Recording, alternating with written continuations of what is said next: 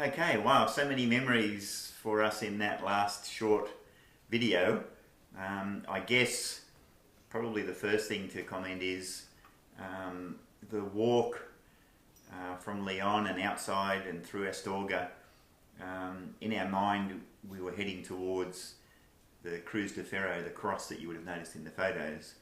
And we didn't know much about that other than we'd seen it in the movie The Way, and we'd seen it in so many people's photos of the trip as a place where you brought some possession, mostly A rock from home that had some significance, and when you got to the cross you put your rock onto the pile as if you were letting something go. Which we brought from home. We bought rocks from home. Yeah, so somewhere at the base of the Cruz de Ferro was a couple of rocks from Cordell Heights.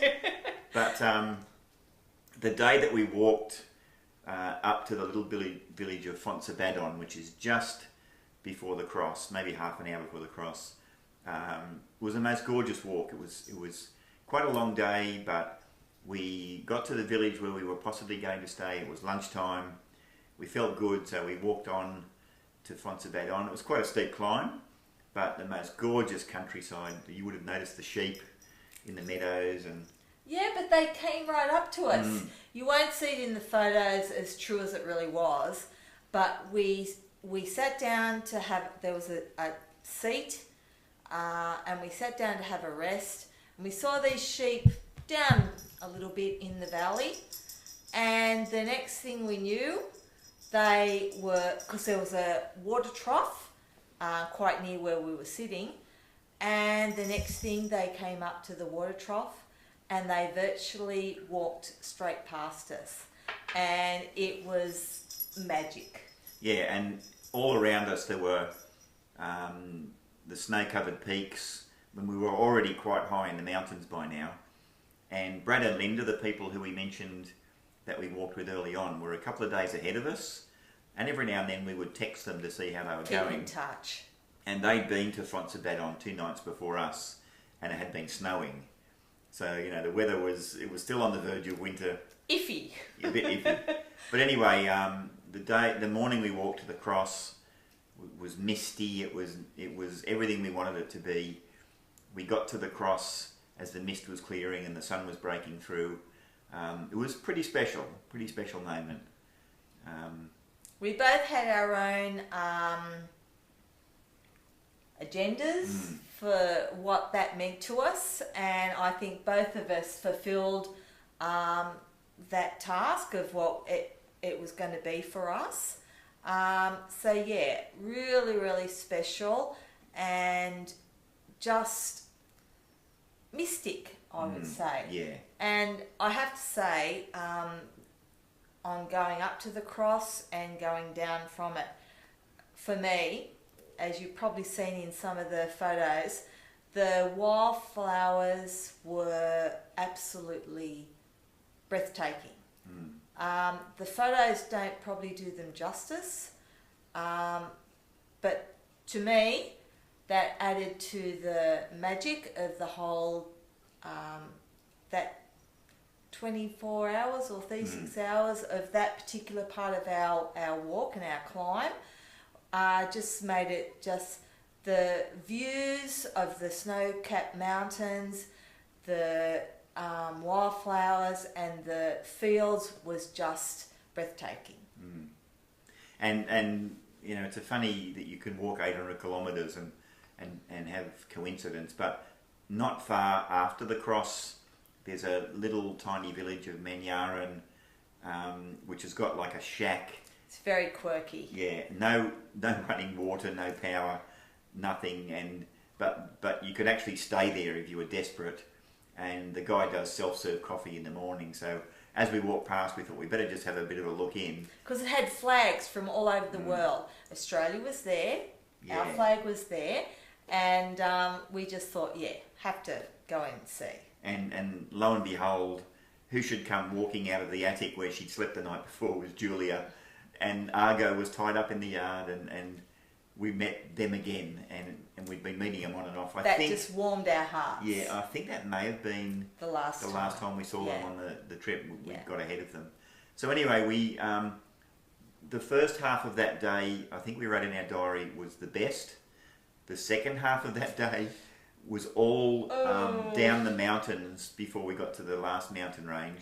It was hard. It was one of the hardest. And scary. Yeah, there was slippery rocks, difficult, and after walking down and down and down for about an hour and a half, we started seeing red marks on the ground, and we thought maybe someone had eaten strawberries. And then we knew it was blood. Yeah, and anyway, cut to the chase. About half an hour later, we came across a poor guy who'd face planted, slipped on the rocks, landed on his face, and he was in a bad way. A young guy. Yeah, and a couple of other pilgrims had helped him. Yeah, before we got to him. But it's a reminder of what we were doing wasn't a stroll in the park. It was. And why I was so careful going downhill. So anyway, on through Ponferrada with the beautiful castle, and then the Templars. The Templars Knights Castle. Templars. Yeah, and on then to the last mountain range we had to cross before we could head towards Santiago. And again, that afternoon we walked up to a little town called La Faba, where there was a monastery where we were staying. That was one of the hardest afternoons. It was slippery, it was uphill. Because it had been raining, Yeah. it was muddy. It was a long day. But anyway, we managed to reach the monastery where we stayed. And that night was one of the really nicest things. Can you remember the service that was? In the church that was no longer manned by a priest, but the lady that run the albergue could bring us all the pilgrims into the church and do a service as such, as in just bringing everyone together. And she sung to us in candlelight, and it's the most It was eerie. It was It was mystical, I guess you could say. Just brought everything that you feel that you want to feel in a pilgrim's walk when you're not really that religious. It really just brought it into a really good place. Yeah, it was like a focus for. Yes. Yeah. Yes. So anyway, that was a gorgeous place to stay. I would say if it was the closest, and I'm not religious, it's the closest to religion that I've ever felt. I think I'd agree with that. So anyway, the next day, turned out it just rained the whole day, and we were 2 days from Sarria, and we knew that we wanted to walk 30 kilometres the next day. It rained the whole day. We still had 5 kilometres of steep climb before we got to the top, and then on the other side quite a steep descent towards Tria Castella and then onto Sarria. The weather wasn't doing us any favours, and we actually got to a stage where you'll notice the type of photographs changed because I went on strike for a while, and I had to take over. I just wasn't in the mood to take photos because we knew that we were walking on the top of a mountain range, and all that was below us was fog and rain. And I was trying to inspire Michael, but he wasn't going to come to the party, shall we say. It was really hard. We hadn't struck rain all the rest of the time that bad. No. And as we've reflected, I don't know what we would have done if we'd encountered this sort of rain early on in our Camino, because it's a totally different experience. And it's not just... I have no doubt we could walk in that sort of conditions, but it's then when you get to the albergue to recoup and regroup and be ready to go the next day with all wet gear, that's a totally different thing. Okay, so lots of memories in that last lot of photos, which brings us on to the last set of photos which basically takes us from Sarria on through to Santiago. Many people join the pilgrims walk at Sarria, and we were told that there would be crowds of people. Didn't happen for us. Still hardly anybody on the Camino.